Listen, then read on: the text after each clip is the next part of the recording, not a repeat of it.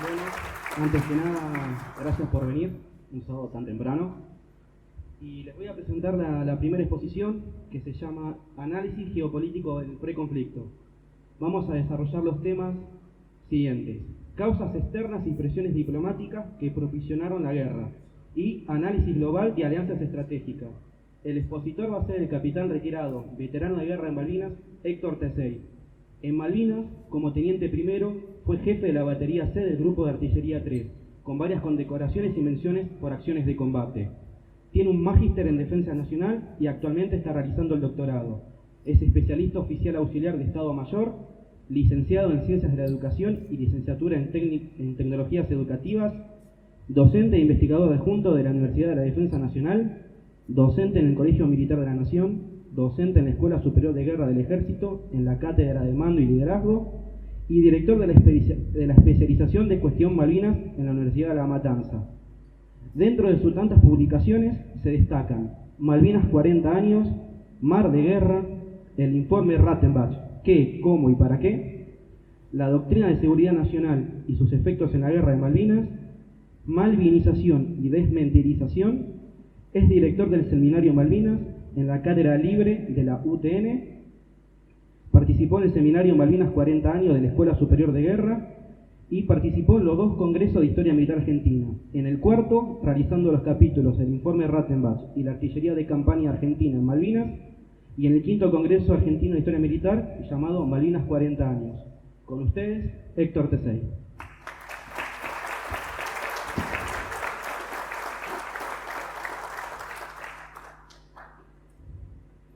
Buenos días, muchas gracias por estar acá, muchas gracias por sostener Malvinas, la causa, la cuestión.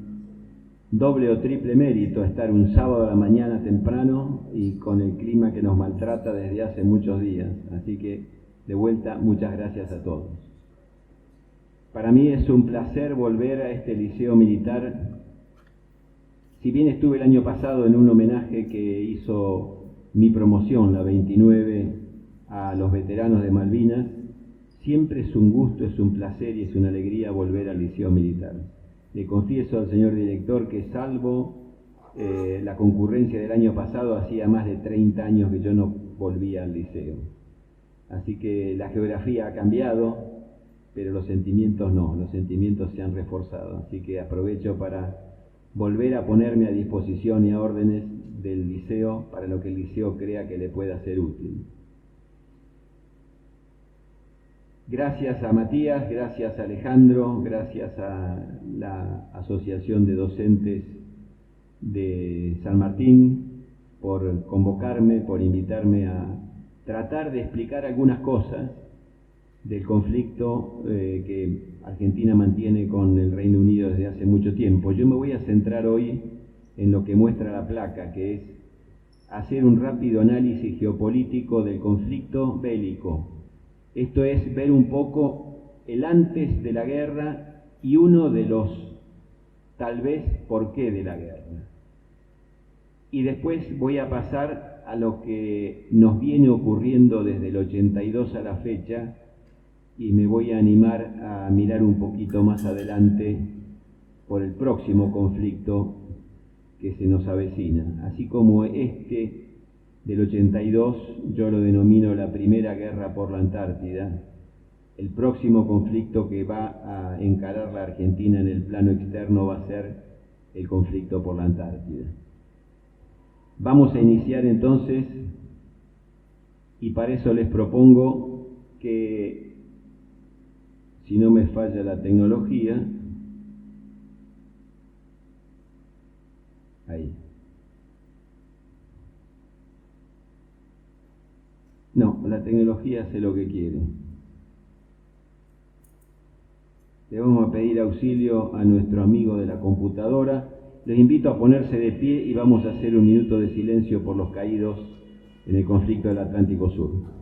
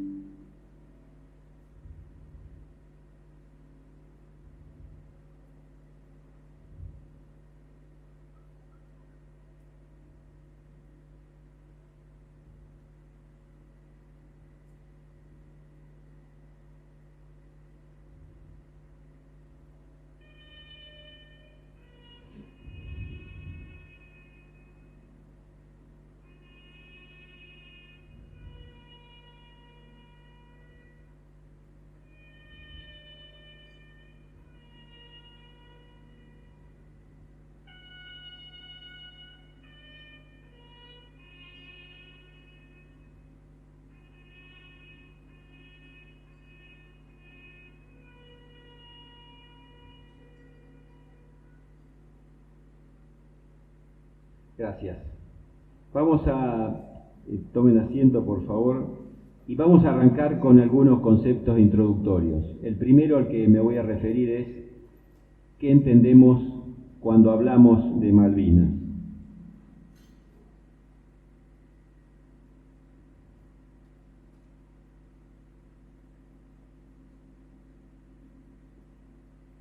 ¿Qué entendemos cuando hablamos de Malvinas? Cuando hablamos de Malvinas, como concepto general, estamos hablando de lo que allí se muestra.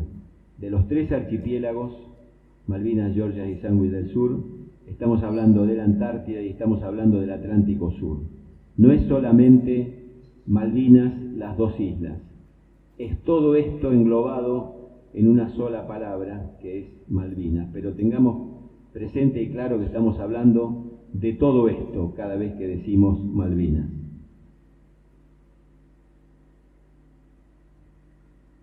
Lo primero a lo que me voy a referir es a ubicarnos geográficamente para tener claro cuál es el espacio que contiene al Atlántico Sur.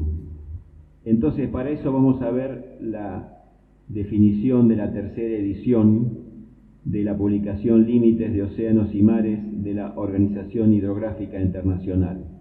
Y ellos lo definen como lo que estamos viendo en el gráfico, y esos son los límites del Atlántico Sur. Al oeste, Sudamérica, la boca o el límite exterior del río Uruguay, el límite exterior del Estrecho de Magallanes y el meridiano que une Tierra del Fuego con la península antártica, al norte el Ecuador, al este África, al sureste el meridiano que va desde el sur de Sudáfrica hasta el continente antártico y al sur la Antártida.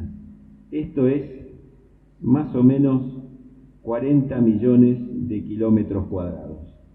Este es el espacio geográfico al que nosotros tenemos que entender como Atlántico Sur. ¿Y qué significa o qué representa o qué es la Argentina en el Atlántico Sur? Después vamos a hablar del mapa bicontinental, pero ahora veamos los espacios geográficos y los números que nos interesan. Entonces acá vamos a ver la extensión de Argentina, que va desde La Quiaca hasta el Polo Sur, 7.200 kilómetros, desde la cordillera a Misiones, 1.300 kilómetros. Los 3 primeros archipiélagos allí marcados, Malvinas, Georgias y Sandwich, son los que están usurpados actualmente por el Reino Unido, y he incluido a las Islas Orcadas no porque sea motivo de actual controversia, pero Orcadas significa, primero, el primer asentamiento permanente de Argentina en Antártida, en 1904, que además nos categoriza como el primer país que tuvo un asentamiento permanente desde esa fecha hasta hoy, y va a ser objeto de la próxima controversia cuando se discuta la Antártida. Este es el plano, y le he puesto allá arriba a las Islas Malvinas la bandera británica y la bandera de la Unión Europea o de la NATO, porque no es solamente un asentamiento británico, sino que es un asentamiento militar de una potencia. Y los números son más que elocuentes. La superficie continental de América, de Argentina, es 2 millones, casi 800.000 kilómetros cuadrados. La bicontinental le suma un millón de kilómetros cuadrados más, y cuando incluimos el espacio marítimo estamos en 6.590.000 kilómetros cuadrados. Esta es la magnitud de la usurpación británica en nuestros espacios terrestres, los 3 archipiélagos y los espacios marítimos correspondientes a esos 3 archipiélagos. Vamos a ver ahora geopolítica, que es el segundo concepto que me interesa que ustedes tengan una idea para los que no lo tengan claro, porque estamos hablando de análisis geopolítico del conflicto del 82. La geopolítica se refiere a una categoría de análisis de diversa naturaleza, pero lo que en sí está comprendiendo es 3 grupos, 3 conceptos, que son espacio geográfico, acción política y acción humana en ese espacio geográfico. Espacios geográficos, grupos humanos y unidades políticas, y qué hacen esos seres humanos en orden a acción política en esos espacios. Varios puntos esenciales deben ser tenidos en cuenta por la geopolítica y son los que ven ahí: el territorio, los actores, los conflictos, las estrategias, los recursos naturales, las vías de transporte, todo lo que hay en ese espacio geográfico y todo lo que los grupos humanos han generado en ese espacio geográfico. Esto tiene que estar en orden a la geopolítica mediado por poder. El poder es el poder político que ejercen los grupos humanos en ese espacio geográfico. Y el poder es la capacidad que tiene un Estado para influir sobre los acontecimientos. Por esto es importante el poder, pero además porque las relaciones internacionales actualmente vigentes, que son las emergentes del periodo posterior a la Segunda Guerra Mundial, hace que los países se muevan en lo que se llaman relaciones internacionales un estado anárquico, no porque cada uno haga lo que quiera, sino porque no hay un gobierno superior mundial que ponga orden, es decir, hay un orden anárquico. Sin embargo, hay un mecanismo pergeniado por los victoriosos de la Segunda Guerra Mundial, que es las Naciones Unidas. A pesar de todo eso, los estados se manejan con el concepto de poder. Si no, no entenderíamos, entre otras cosas, cómo hoy está ocurriendo una guerra entre Rusia y Ucrania y nadie la puede frenar. Cada estado hace lo que quiere en orden a un mínimo de respeto, pero un mínimo de respeto, y ese respeto es la exhibición de poder. Entonces, si la geopolítica es expresión de poder por decisiones políticas de grupos humanos en un espacio geográfico, aquel Estado que no tiene poder se queda en la declamación, se queda en el concepto académico. Para poder tener efectividad en orden a la geopolítica, el Estado debe detentar poder. Vamos a hablar de eso enseguida. ¿Cuáles son las dimensiones de la geopolítica? El espacio terrestre, el espacio marítimo, el espacio aéreo, el tiempo y últimamente se le ha añadido el ciberespacio. A nadie le escapa el concepto de inteligencia artificial. Putin dijo hace poco tiempo que aquel que controle y domine la inteligencia artificial va a poder detentar el poder necesario para dominar.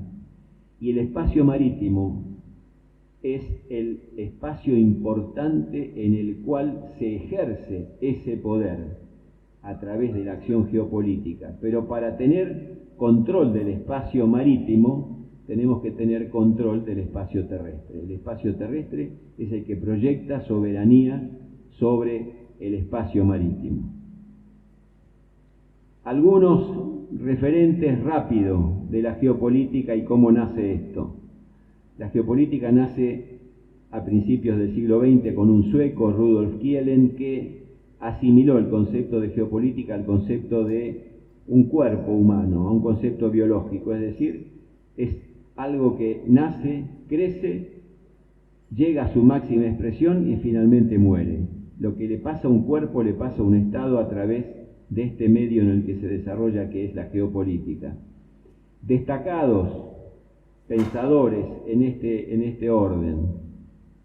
John Mackinder, un británico que hablaba del Heartland. El Heartland, ahora vamos a ver un mapa, es el corazón de la Tierra, y él lo situaba en Eurasia, la suma de Europa y el continente asiático. Haushofer, un alemán que hablaba del Lebensraum o espacio vital, idea que tomó Adolfo Hitler para el Tercer Reich. Alexander Seversky, un ruso nacionalizado estadounidense que fue el promotor del desarrollo del poder aéreo. Los más importantes que yo rescato son un británico, Benjamin Disraeli, que fue primer ministro del Reino Unido en 1816, que acuñó una frase que tiene plena vigencia, que pocos políticos entienden y practican, muchos repiten sin entender y sin practicar. Y Disraeli dijo que los países, él se refería a Inglaterra, no tienen amigos permanentes, los países tienen intereses permanentes. Vamos a ver al final de mi charla qué significa esto para la Argentina. El segundo personaje que rescato es Henry Kissinger, un alemán nacionalizado estadounidense que todavía vive y que fue un impulsor muy fuerte y un defensor muy fuerte del desarrollo del poder en la teoría de las relaciones internacionales, que se llama el realismo. Y Alfred Mahan, un norteamericano que desarrolló la teoría del poder naval.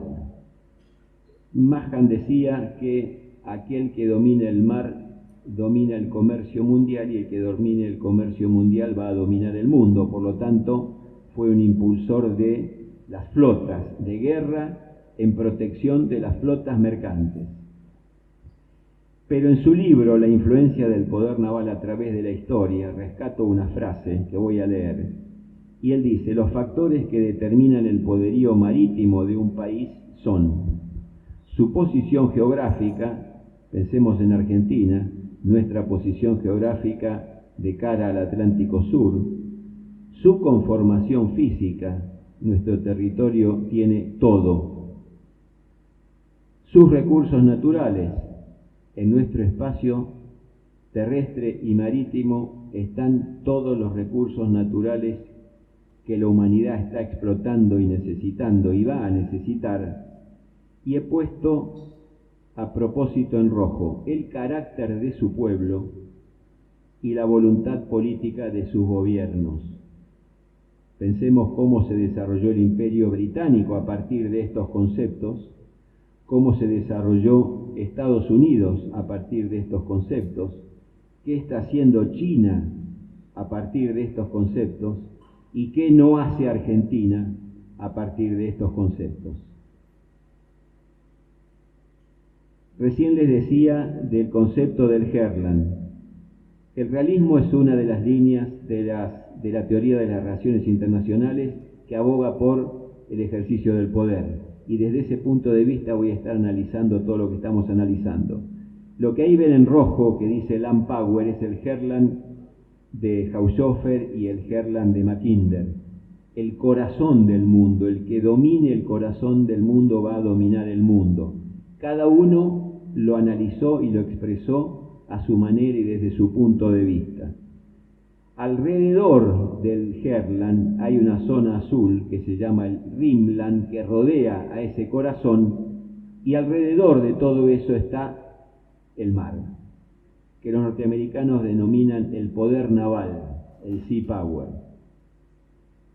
Lo tenemos a Mahan, que recién hablamos, lo tenemos a Stigman, que promulgaba el poder integral, y aparece en escena un ruso que fue soviético y ahora es ruso, Alexander Dugin, que es uno de los principales asesores de Vladimir Putin actualmente.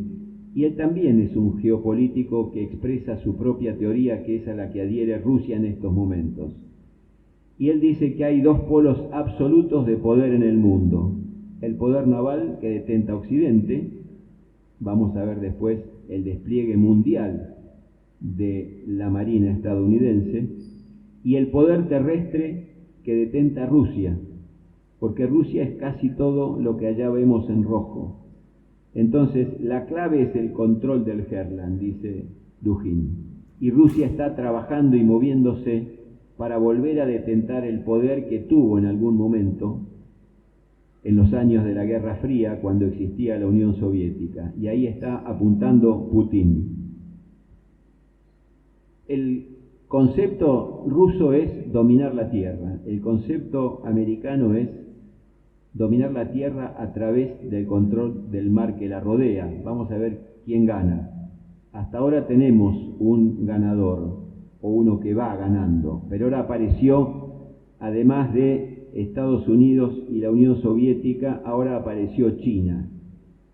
Y China es otra potencia en ascenso, que va a intentar en los próximos años disputarle el poderío naval a los Estados Unidos. Estos son los conceptos de geopolítica que apliqué para hacer el análisis del conflicto de 1982. Para cerrar esta parte de conceptos introductorios, tengamos en cuenta que es el Atlántico Sur, que es ese gran espacio de mar-océano. Fue y seguirá siendo una gran área de disputas internacionales. Durante la Guerra Fría y previo a Malvinas, por lo que ahora vamos a ver, actualmente por los recursos pesqueros y petrolíferos que hay en el Atlántico Sur, y a futuro por el dominio del acceso a la Antártida. El mar comprende el 71% de la superficie del planeta y por él transita más del 80% del comercio mundial. De ahí la importancia de la doctrina de Mahan. Y para nosotros debe constituir un espacio de afirmación soberana que está en riesgo, serio riesgo, y perdónenme lo que voy a decir, de perderse, a partir de la instalación de una base militar, de una alianza occidental que tiene como escenario actualmente el mundo. La base de Malvinas, que está instalada actualmente, es una base de la OTAN con un poderío enorme. La vi el mes pasado cuando viajé a Malvinas y realmente impresiona. Vamos entonces ahora a ver el conflicto del 82 desde el análisis geopolítico.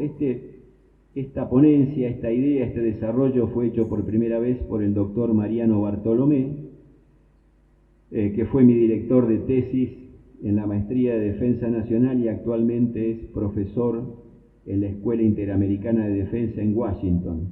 Esta idea Bartolomé la expuso por primera vez en 1997 en una publicación del Instituto de Publicaciones Navales. Con su autorización tomé estas ideas y las amplié y las desarrollé y las traje hasta el presente. ¿Qué dice esta postura? Dice que los conflictos tienen dos tipos de causas que los originan. Las causas endógenas, que son internas a cada uno de los estados que van a entrar en conflicto o que están en conflicto, y las causas exógenas, que son causas externas a los estados. ¿Quiénes generan ambos tipos de causas? Los mismos estados.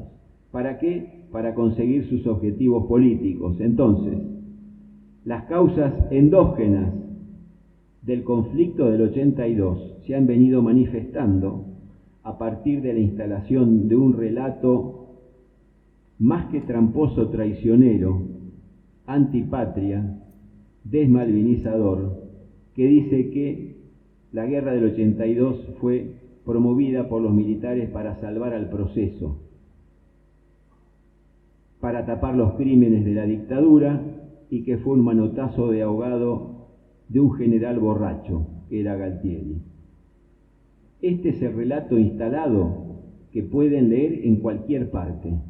No soy original en lo que digo. Esto está escrito, difundido, enseñado por una línea de pensamiento que aboga por decir que el conflicto fue originado en estas causas.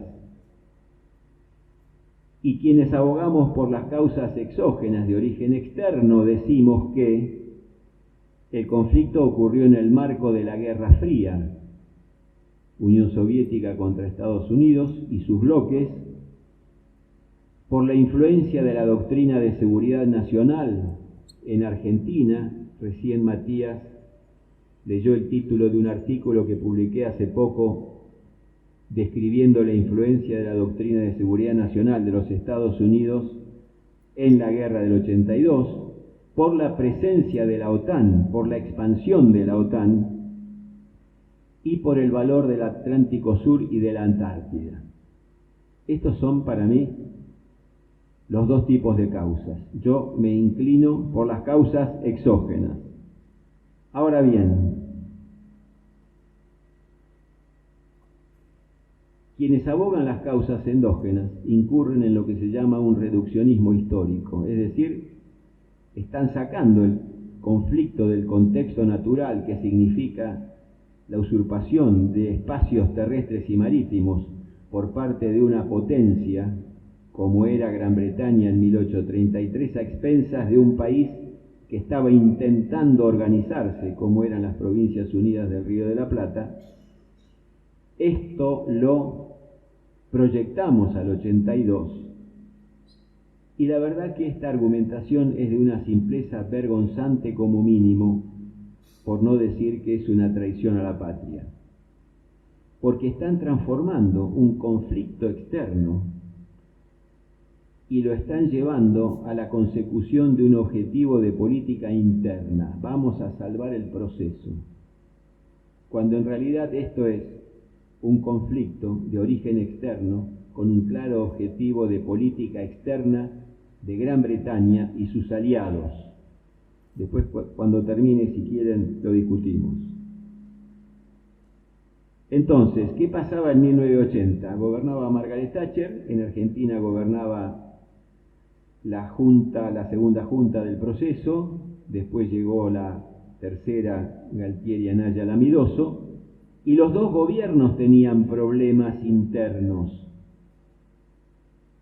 Quienes dicen que el origen del conflicto tuvo causas endógenas en Argentina, también podrían decir que tuvo causas endógenas en Gran Bretaña. Los dos gobiernos atravesaban situaciones económicas y sociales muy complicadas. Pero las causas exógenas provenían de afuera de los gobiernos, provenían del enfrentamiento en la Guerra Fría, y ahora vamos a ver por qué. ¿Cuál era la situación general en el mundo en aquella época? Dos bloques enfrentados, Estados Unidos y la NATO o la OTAN, y enfrente la Unión Soviética y el Pacto de Varsovia. ¿Y qué estaba haciendo la Unión Soviética a partir de los años 60, en los 70 y en los 80? Estaba intentando expandir su poderío marítimo y su flota, porque se habían dado cuenta que el control del Herland, de la tierra, no alcanzaba. Había que ir a disputar el mar al otro bloque. Y empezaron a conseguir bases en países africanos sobre el Atlántico y sobre el Índico.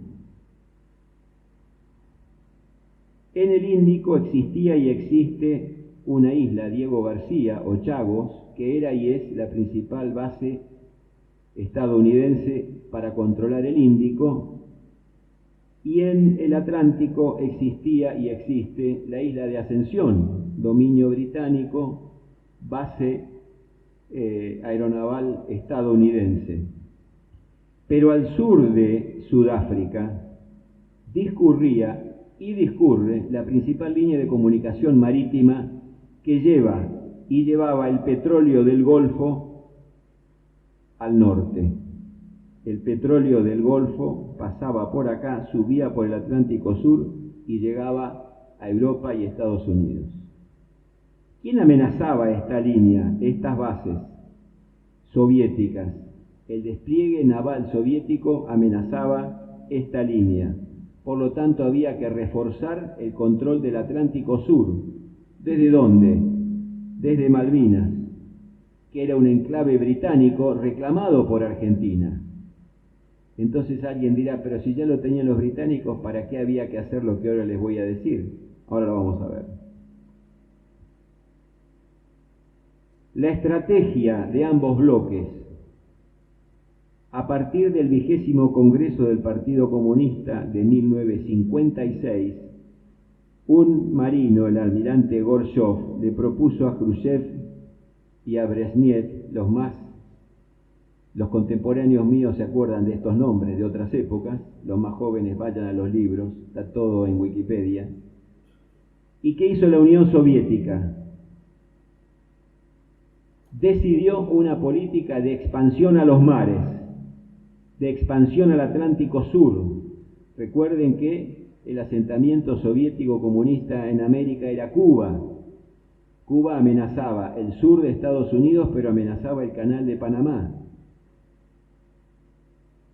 Expansión a África con las guerrillas a Angola, expansión al Pacífico y al Índico, recién vimos las bases que ya tenía la Unión Soviética. Y Estados Unidos y la OTAN vieron amenazados sus intereses, por lo que les expliqué recién, y empezaron a desarrollar acciones tendientes a negar el espacio del Atlántico Sur a la Unión Soviética. Y acá destaco a dos personajes, Gaspar Weinberger y el almirante Fallas, jefe de la OTAN en aquel momento. Este señor Weinberger era el jefe del Pentágono en aquellos años. Esto presagiaba un conflicto casi directo entre ambos contendientes. ¿Por qué Guerra Fría? Me olvidé de decirles. La Guerra Fría era porque estaban enfrentados los dos bloques, pero nunca se agarraban ellos a los tiros. El enfrentamiento era a través de terceros, en terceros territorios, con terceros países, con terceros ejércitos. No había una guerra que enfrentara a Estados Unidos y a la Unión Soviética. Controlar los océanos, controlar el Atlántico Sur. Los dos con el mismo objetivo político, esto es conflicto. En 1981 accede al poder en Estados Unidos Ronald Reagan, ayudado de un tristemente célebre conocido nuestro, el general Alexander Haig, que era su secretario de Estado, que hizo que medió entre Argentina y Gran Bretaña en el 82, cuando en realidad trabajó a favor de Gran Bretaña. Pero Alexander Haig había sido comandante supremo de la OTAN, es decir, que tenía muy claro el papel, el desempeño y la presencia y la importancia de la OTAN. ¿Y qué decía Haig? Ya en el 81 decía: la capacidad y voluntad de intervención en el tercer mundo, fuera del marco formal de la OTAN, es un trabajo que incumbe a la alianza. Es decir, en 1981 Haig ya estaba pensando en expandir el escenario de la OTAN, que estaba reducido a Europa y el Atlántico Norte. Y Reagan puso en práctica dos políticas antisoviéticas: la guerra de las galaxias y el Plan Océanos Libres. El Plan Océanos Libres era lo que les dije recién, negar los océanos a la Unión Soviética, y la guerra de las galaxias era encaminar a la Unión Soviética en una carrera por el dominio del espacio, pero en realidad una carrera que ellos pensaban insumiría la casi totalidad de los recursos económicos, lo que llevaría a la Unión Soviética al colapso, cosa que ocurrió. ¿Qué era la Unión Soviética para Reagan y Haig? El imperio del mal, había que destruirlo. Y del otro lado teníamos, voy a volver porque quiero que vean esto, del otro lado teníamos a la OTAN y teníamos a otro personaje, Zbigniew Brzezinski, asesor de seguridad nacional de Ronald Reagan. ¿Y qué decía este señor? Esto es gravísimo, está escrito, no invento nada, todo lo que muestro está escrito en documentos. Aun cuando los Estados Unidos pueden contar con un apoyo efectivo y duradero de la República de Chile y eventualmente de la Argentina, que facilita la ejecución de sus planes para el extremo sur de los tres océanos, es indispensable contar con el apoyo de Gran Bretaña, de acuerdo con el modelo de Diego García, Chagos, o en puntos de apoyo logístico como la isla Ascensión.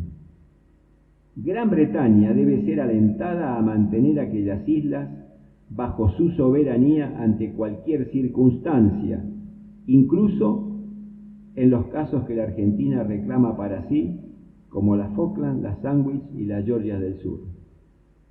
Más claro, y ya que hablamos de océano, échenle agua. Estaba diciendo que Gran Bretaña tenía que asegurarse a cualquier costo el dominio de los tres archipiélagos del Atlántico Sur.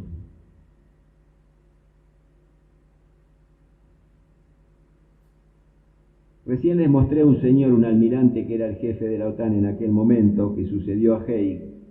Y este señor decía que en un conflicto Para proteger esta ruta, esta línea de comunicación marítima, las Islas Malvinas en un conflicto mundial tienen valor para la estrategia naval. El jefe de la OTAN decía, las Malvinas tienen importancia para nuestra supervivencia.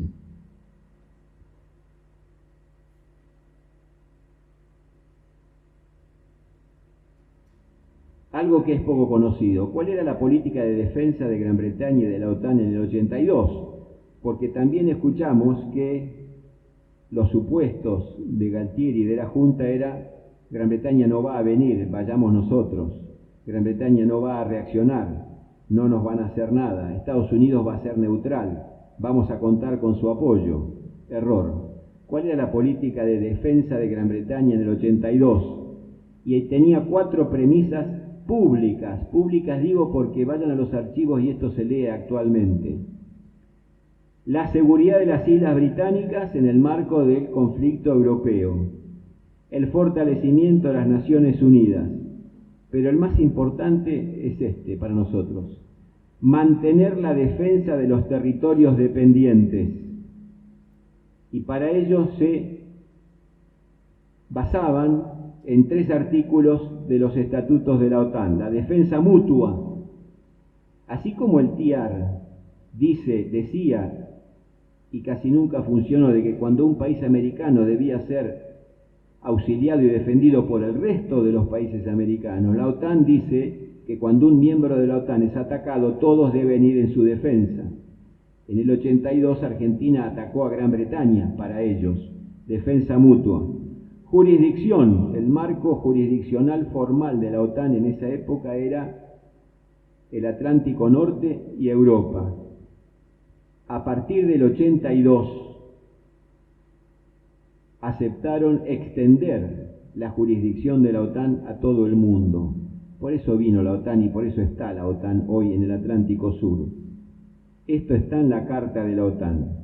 Y otros despliegues que ellos tenían como rémora del Imperio Británico en distintas partes del mundo, en Gibraltar, en Chipre, en Líbano, en Hong Kong, en Belice y en muchos otros lugares.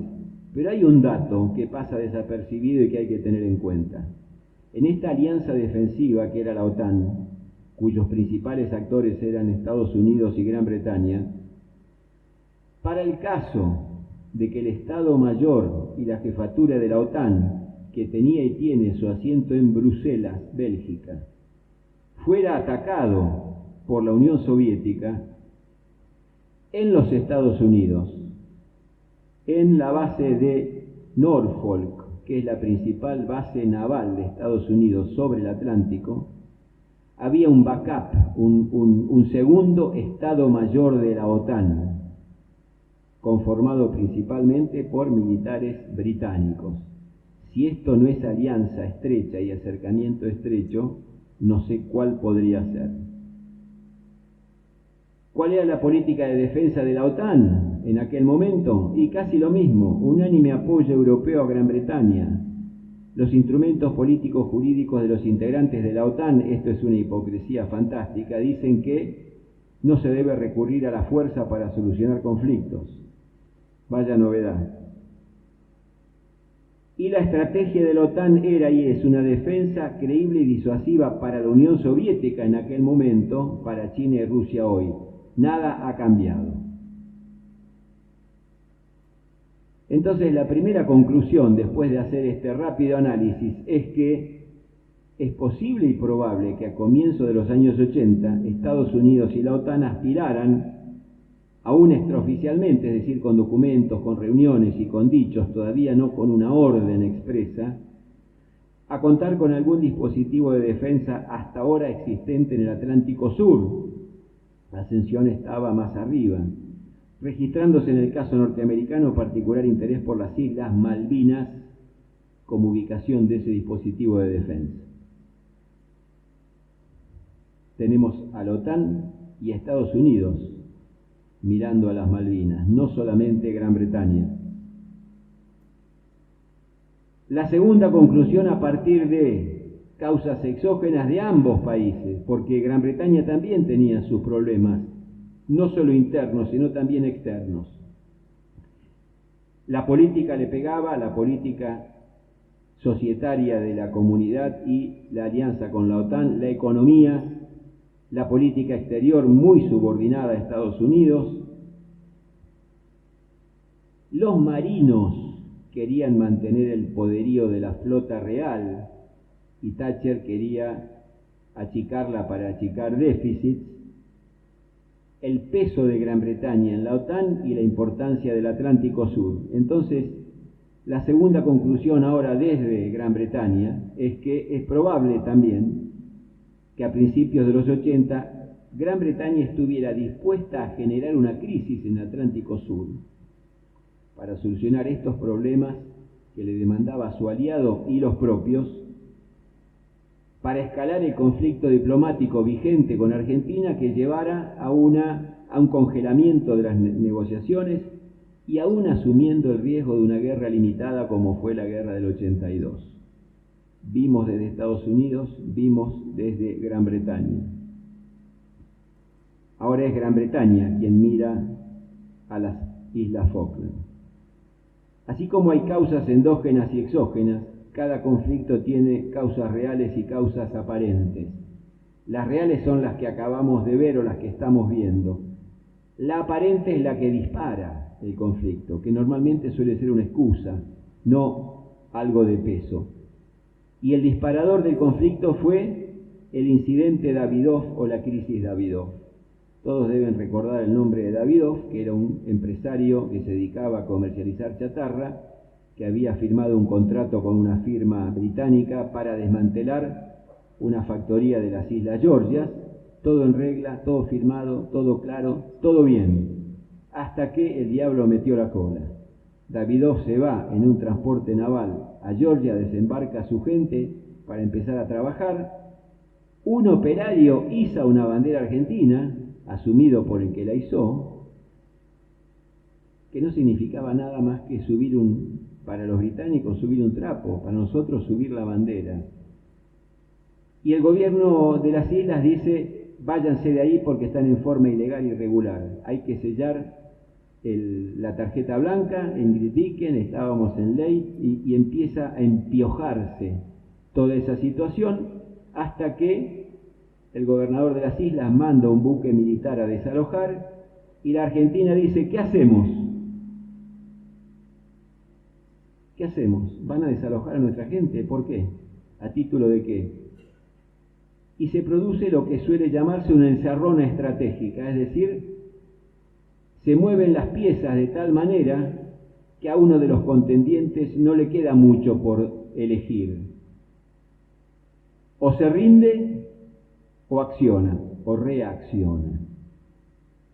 El principal error político y estratégico de la Junta Militar fue que en este conflicto siempre estuvo reaccionando, nunca accionó, siempre tuvo la delantera Gran Bretaña. Entonces había que prohibir o no permitir un acto de soberanía flagrante británico que era expulsar a obreros argentinos que estaban amparados por un contrato. Mandamos efectivos militares. Y esto es lo que se llama escalar el conflicto. En vez de frenar, en vez de suavizar, cada uno dice retruco, quiero vale 4, quiero vale 5 y seguimos jugando y seguimos subiendo. ¿Y qué dijo Galtieri? Hay que salvaguardar la dignidad nacional. Estaba encerrado. O se rendía o hacía algo. Todavía tenía margen. ¿En qué confió? En el apoyo de Estados Unidos y en que alguien le había dicho en alguna de sus visitas a Estados Unidos, ya está todo arreglado, nosotros no vamos a hacer nada. En los negocios y en la política no hay que creerle a nadie. Y aun cuando está firmado el contrato y el papel hay que tener resguardos, porque siempre me pueden traicionar o engañar. A Galtieri le hicieron creer que la palabra de un general norteamericano y de un diplomático valían tanto como un contrato. Equivocación. ¿Qué pasó en la última semana de marzo? Lo que les acabo de decir. Se escala, los británicos mandan el barco, los argentinos mandan las fuerzas y llegamos a una situación casi sin salida. Entonces, se planteó la crisis. Acá los actores tienen que ser lo suficientemente inteligentes, idóneos, para elegir el camino correcto y orejear, como se dice en el truco, para ver qué va a hacer el de enfrente. La crisis. Thatcher y Reagan entendieron que tenían una crisis política que se solucionaba con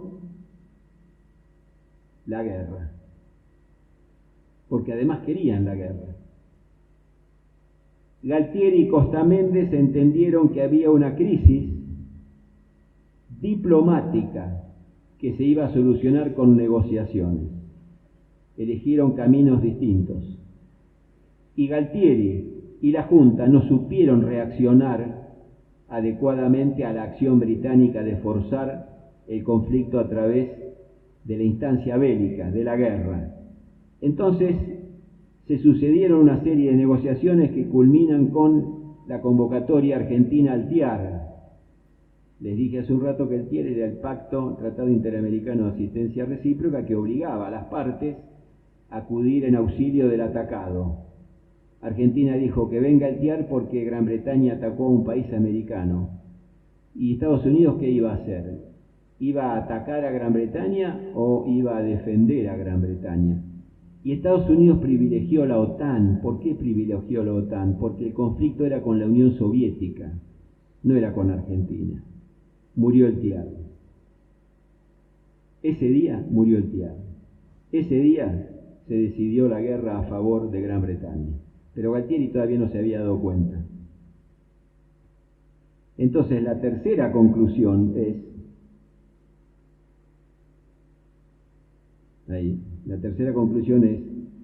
que el gobierno británico generó la crisis y aprovechó el incidente de Davidoff para dispararla.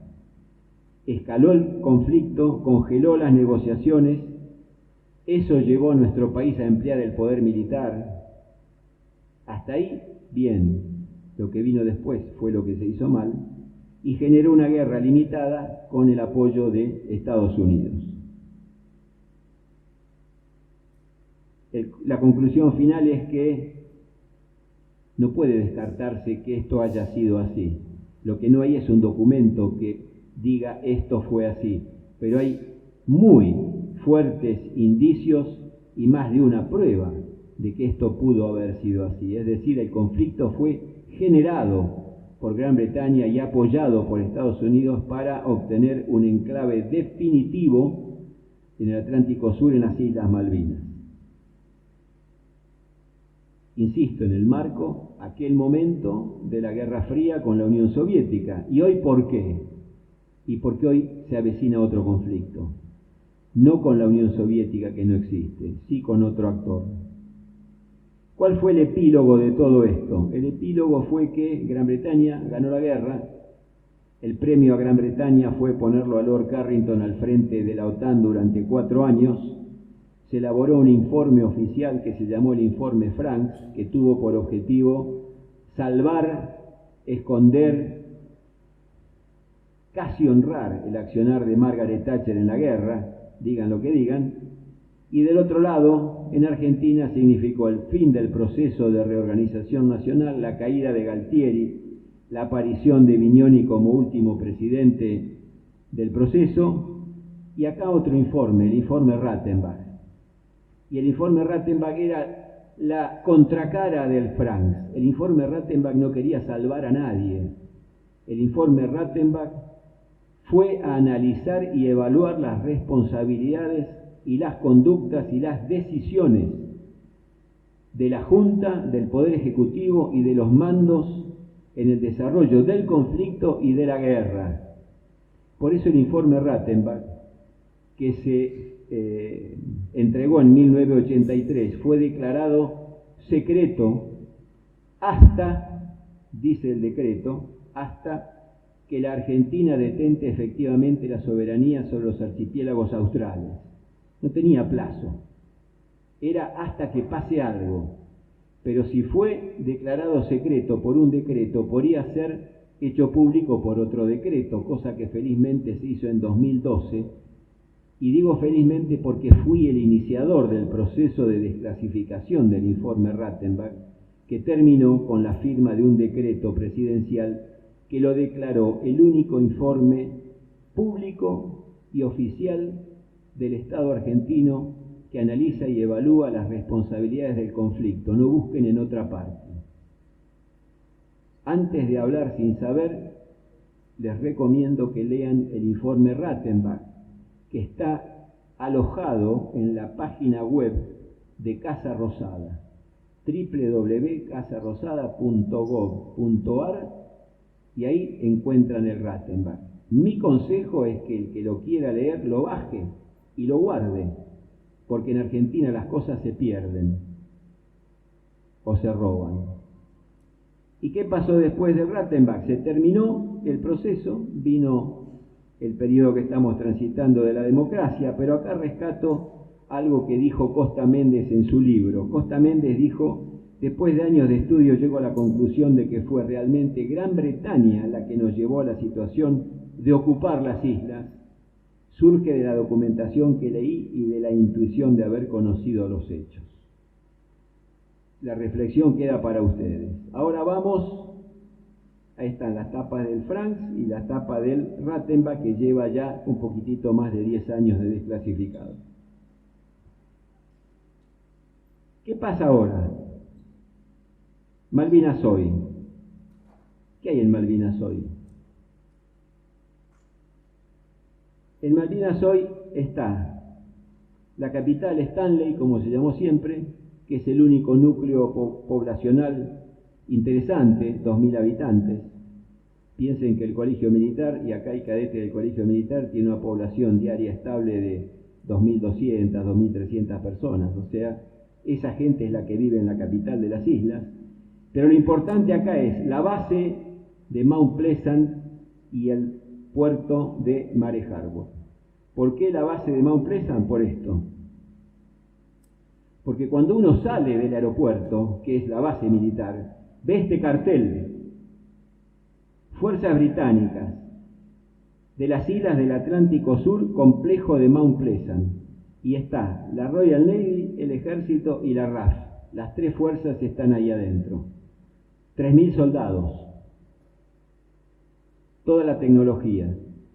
Estacionamiento permanente de 4 aviones Eurofighter o Typhoon de quinta generación que vuelan todos los días, que se entrenan todos los días. El puerto de Mare Harbour que están desarrollando, ese puerto va a tener un muelle de 400 metros, que no es para recibir cruceros turísticos. Los cruceros paran en Stanley y la base está a 60 kilómetros de Stanley. Este puerto es para recibir portaaviones y portaaviones nucleares norteamericanos que tienen 380 metros de eslora. Esa es la base actual que hay en Malvinas. Creo que acá había una foto. Ahí está. Fíjense el despliegue de la foto de arriba a la izquierda. Cuando uno llega en el avión, impresiona, pero impresiona en serio. Los militares, dato de la vida real, no van a Stanley, no se cruzan, no se juntan con los isleños. Adentro de la base tienen todo lo que hace falta: colegio, casa, cine, shopping, todo. No se mezclan con los isleños. El puerto, el chiquito del anterior, la pista de aterrizaje tiene capacidad para soportar al avión de transporte más grande del mundo, que es el C-5 Galaxy de Estados Unidos. Esto no es para defenderse de otro ataque argentino. Esto es para dominar el Atlántico Sur. Seguimos. Y vamos entrando ya a hoy.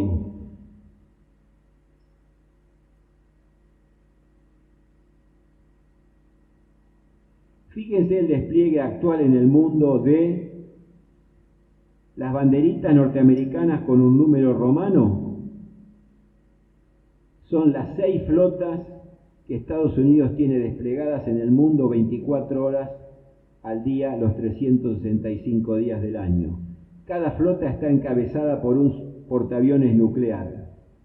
Estados Unidos tiene 11 portaaviones, los va relevando. Ayer entró en pruebas de mar el más grande, el más poderoso, que es el Gerald Ford, que tiene 80 aviones de combate a bordo, 80 aviones de combate.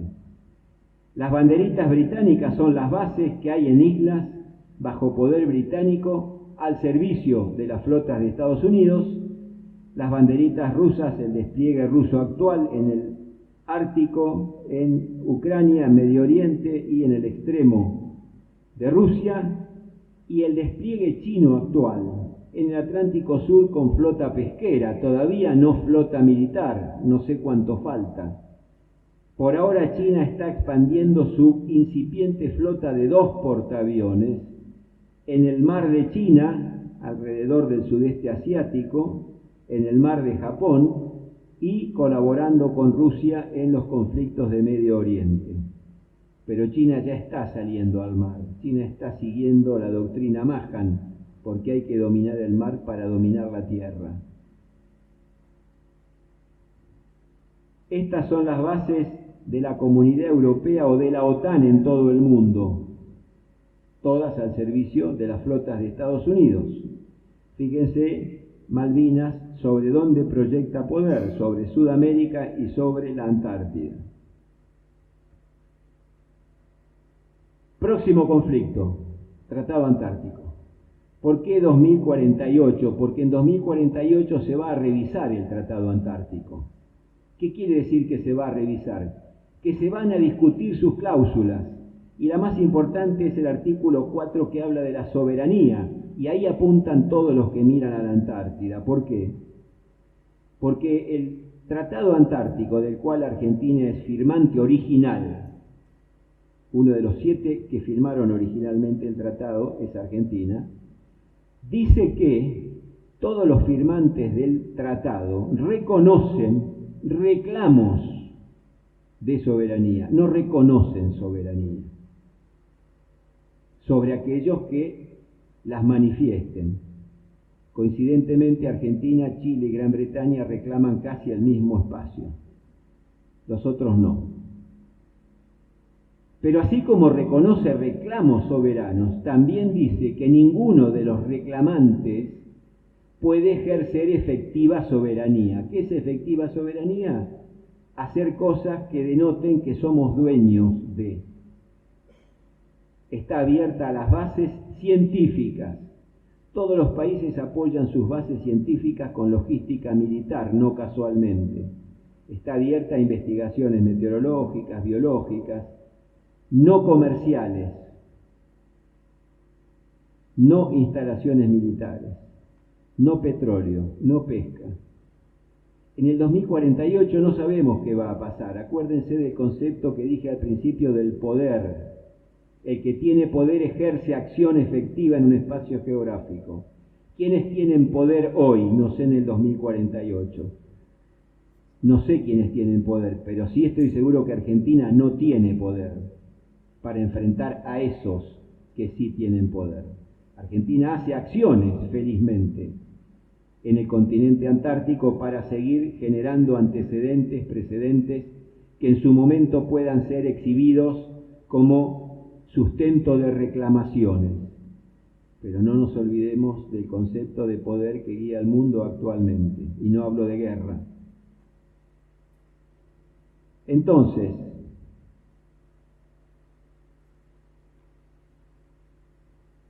¿qué es lo que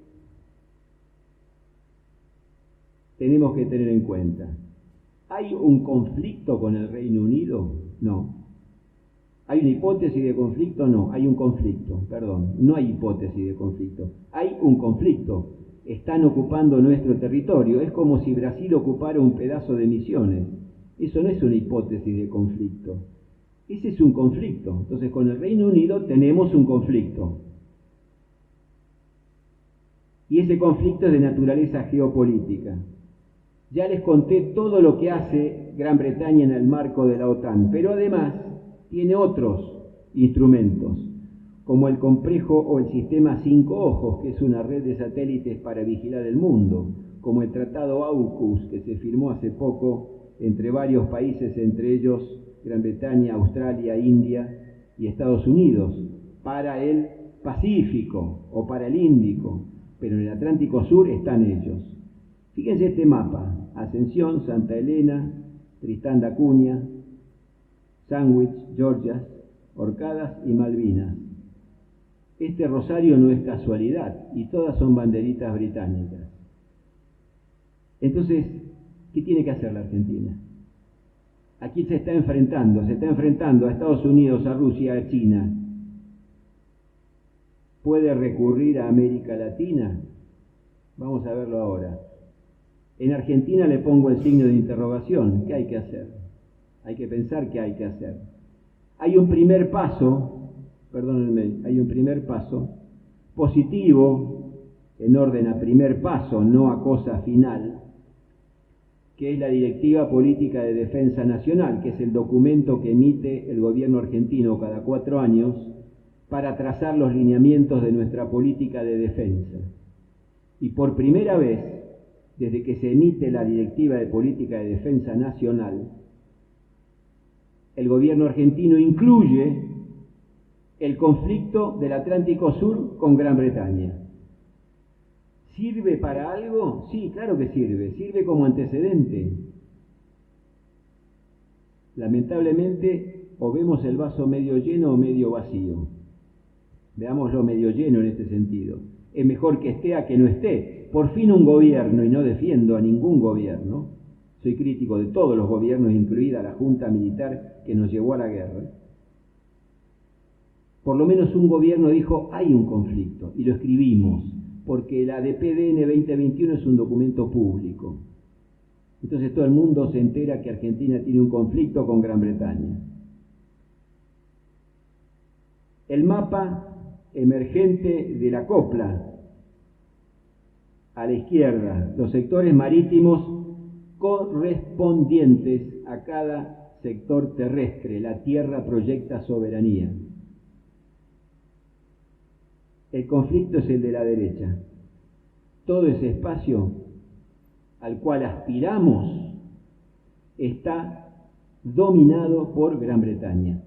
Este es el conflicto argentino y digo yo, debería ser un conflicto regional.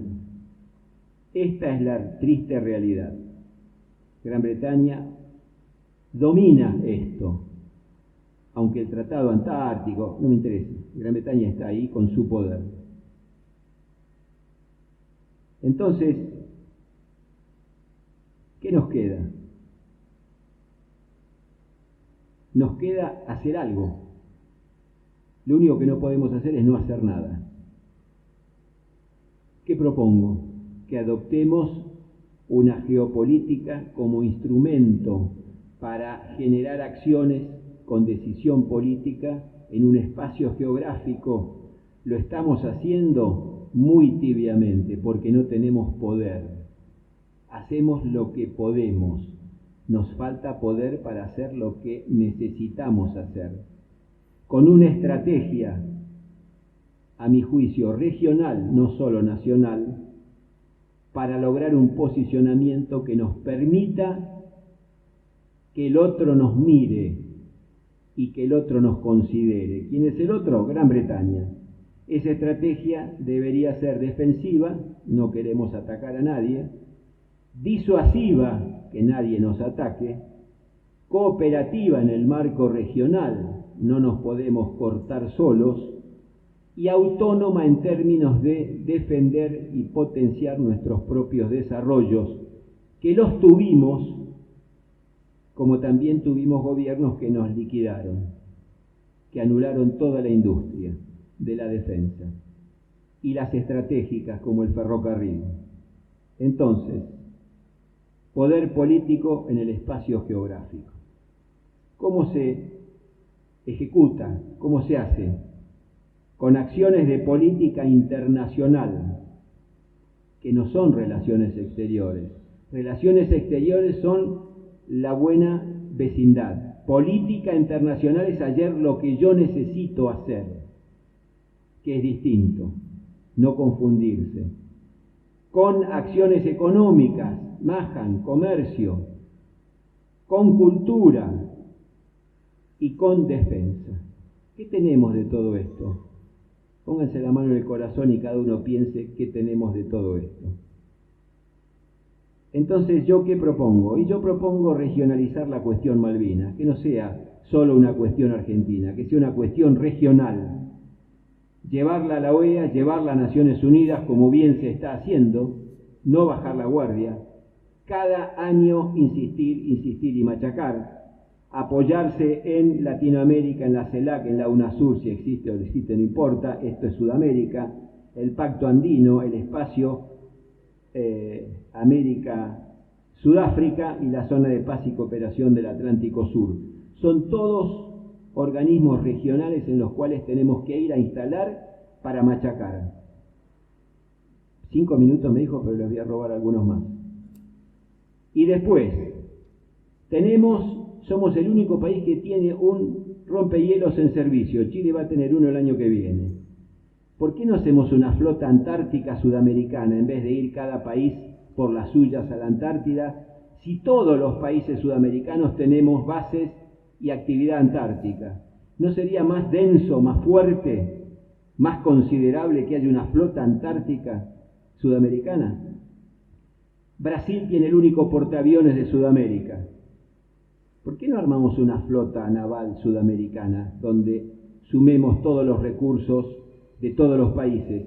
Créanme que 4 aviones Eurofighter en Malvinas hoy dominan a todas las fuerzas aéreas sudamericanas. Cuando Brasil tenga los Gripen va a ser otro cantar, y con un portaaviones va a ser otro cantar, pero la experiencia de combate en portaaviones la tiene Argentina. Armemos una flota sudamericana y en vez de hacer el UNITAS en el norte del Atlántico, hagamos el SURITAS alrededor de las Malvinas. A ver qué hacen los británicos cuando una flota se despliega alrededor. Brasil, Chile, Colombia y Perú tienen submarinos, pero nosotros tenemos la experiencia de guerra submarina. ¿Por qué no armamos una flota submarina? El submarino es el arma estratégica por excelencia para controlar y dominar el mar. Argentina, antes de comprar un barco, tiene que comprar 3 submarinos. Un barco no nos sirve para lo que necesitamos. Potenciar los guardacostas y vigilar y custodiar el litoral marítimo. Poder, autonomía, cooperación, política de Estado. Yo cuando escucho a los dirigentes, a los gobernantes, a los candidatos y a todos los que andan dando vueltas por ahí tratando de ganar nuestro voto para octubre, y hablan de la política de Estado de este gobierno. No, la política de Estado no es de un gobierno, la política de Estado es de todos los gobiernos. No importa quién gobierne, el rojo, el azul, el verde, el amarillo, el zurdo, el facho, no me interesa. La política de Estado es de un Estado, no de un gobierno. Y Argentina, con respecto a Malvinas, perdónenme lo que voy a decir, no tiene política de Estado. La disposición transitoria primera de la Constitución, que dice que debemos recuperar la soberanía por los medios que establece la Carta de Naciones Unidas, no alcanza para exhibir política de Estado. Hace poco se denunció el acuerdo Forador y Duncan, que firmó un gobierno contrario a lo que sostenía el gobierno anterior y el actual. Estamos zigzagueando. Mi pregunta, ¿por qué lo denunciaron a 3 meses de dejar el poder? Segunda pregunta, ¿por qué no denuncian los acuerdos de Madrid, que están vigentes desde 1991 y nos someten a Gran Bretaña? Les dejo las preguntas y vamos encarando el final para que no me reten. Entonces, para pensar, ¿será un momento bisagra este en la historia argentina y regional? ¿O será que Argentina siempre vive en momentos bisagra y nunca sabemos para dónde salir corriendo? Como en otros momentos de nuestra historia, lamentablemente, no solo la Argentina, la región también está partida. Hoy Sudamérica no está unida, cada uno mira su propio ombligo, a favor de los británicos. ¿Será el momento de pergeniar algo en conjunto? Yo creo que sí, no sé los que saben. La unidad regional y la nacional, agrego, deben construirse con metas políticas comunes sustentadas en intereses permanentes. Disraeli, los países no tienen amigos, los países tienen intereses. Cuando un gobierno dicta medidas de política de relaciones exteriores sustentada en amistades o en ideologías, estamos liquidados. Debe hacerse política internacional sostenida en intereses. Para reflexionar, y ya cierro. Disraeli, lo que dije recién, y lo que les dije hace un rato. Hay países que hacen política internacional, geopolítica, y hay países que hacen relaciones exteriores o política exterior, buena vecindad. Es suave, es tibio. Yo necesito una Argentina que haga política internacional, que desarrolle poder y que tenga una acción geopolítica eficaz y cierta en el Atlántico Sur, porque este es el conflicto que tuvimos, pero el conflicto que se viene es más grande que las Islas Malvinas. Cierro. Lo vimos hace un rato.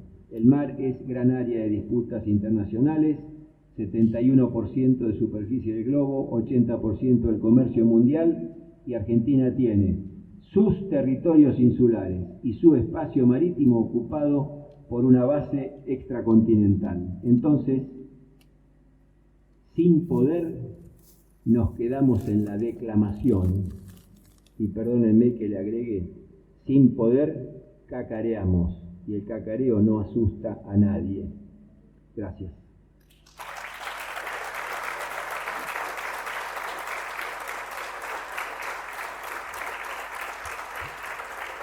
Gracias.